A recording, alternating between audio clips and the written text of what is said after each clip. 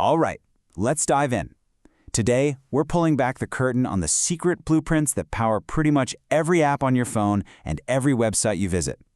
We're going to uncover the hidden architecture of modern software. I mean, really, have you ever stopped to think about it? How does your favorite streaming service or your go-to delivery app handle millions of people all at once without just falling over? It kind of feels like magic, doesn't it? But it's not. It's engineering, and it's all built on a set of incredibly clever, reusable blueprints. And, this quote from Brendan Burns just nails it. For a long time, building these massive, complicated systems really did feel like some kind of black art, something only a few wizards could do. But that's all changing. The secrets are getting out. So what's the secret? Well, it's not a spell book, it's a playbook. And the plays are called patterns. Think of them like proven recipes for solving common software problems. They're the key that turns that black art into a disciplined science that anyone, and I mean anyone, can learn and use. So, let's get practical. Let's look at how these patterns solve a really common and really tricky problem. Imagine you've got this critical piece of software, but you can't touch the original code. How do you add new features to it? Okay, so put yourself in this situation. You've got an old but crucial application. It works, it makes money, but you desperately need to add modern stuff to it. Better logging, tighter security. A complete rewrite? No way. It's way too risky, way too expensive. So, what do? You use the sidecar pattern. And the name is just perfect, right?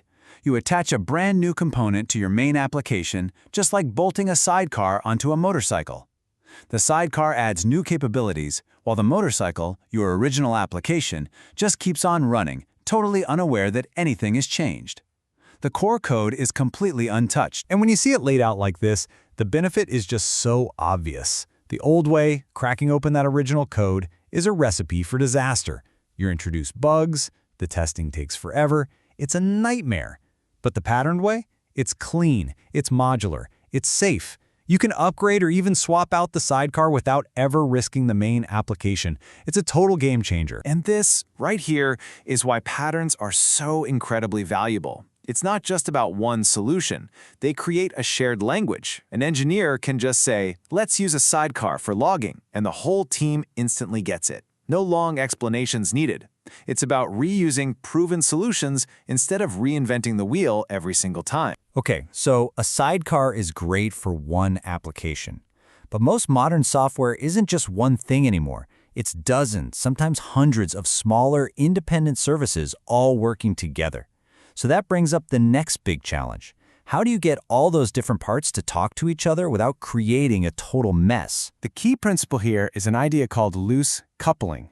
And all it really means is that you design your services so they aren't tangled up in each other's business. They're independent. That way, you can update, say, your payment service without accidentally breaking the user login service. It's what gives these massive systems the flexibility to change and grow. A really classic way to achieve this is with an architecture called pipes and filters. And honestly, the best way to think about it is like a factory assembly line. A message, which is just a piece of work, comes in and travels down a conveyor belt, or a pipe. At each stop, a worker, or a filter, does one very specific job and only that job. Then it puts the work back on the belt for the next station. Complex jobs get broken down into a series of simple, repeatable steps. But what if one station on our assembly line only speaks German, and the next one only speaks French? How do they work together? Well, for that, you use another pattern called a message translator. It's a special kind of filter, a worker whose only job is to translate. It takes the message in one format and spits it out in another, so the next service down the line can understand it perfectly. Now, all of this might sound a little theoretical. Pipes, filters, sidecars. It's cool stuff, but do people actually build things this way? Oh, you bet they do.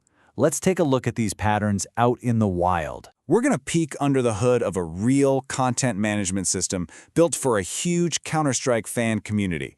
Just think about everything a platform like that needs to do. User accounts, video uploads, strategy guides, forums. It's the perfect place to see these patterns in action. And boom, here's where the magic happens. Look at this. Each major piece of the system is its own microservice. And each one is using a well-known pattern to do its job. The auth service for figuring out who can do what, that's the role-based access control pattern. The media service that slings images around super fast, that's using a proxy pattern, which works a lot like a sidecar. It's not one giant, fragile application, it's a team of specialists, each built on a solid, proven blueprint. So we've built our system with all these great patterns. It's running. We're done, right? Not even close. The final, and maybe the most important piece of the puzzle, is building for failure. Because in these big distributed systems, failure isn't an if, it's a when. This is another fantastic and kind of mind-bending quote from Burns. It's so counterintuitive, right? But he's saying that a system that's perfectly silent, with zero errors, is probably broken.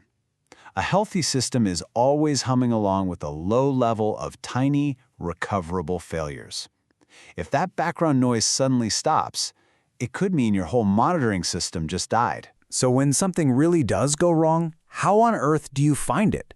A single click from a user might bounce between a dozen different services. It's like finding a needle in a haystack. The answer is another pattern called tracing. It's brilliant.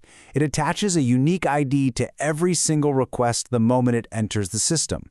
Then you can follow that request, like a glowing thread, as it weaves through every single service, showing you exactly where it slowed down or broke. And again, this isn't just an abstract idea. That Counter-Strike platform we've been looking at, they use a hugely popular real-world tool called OpenTelemetry to make this exact tracing pattern a reality. It lets their developers pinpoint problems in minutes, not days. So when you boil it all down, what's the big idea here? It's this. Patterns are what take system design from being a mysterious black art and turn it into a repeatable, understandable science. They give us a shared toolkit, a common language, to build the incredibly complex and reliable software we all depend on every single day. Which leaves us with a really fascinating question to think about for the future. As AI gets better and better at writing code for us, is it going to invent entirely new patterns, fundamentally new ways of building software that we haven't even thought of yet? Or will its real power be in becoming the ultimate master of all the patterns we've already discovered, applying them at a speed and scale we can barely imagine? Something to think about. Thanks for tuning in.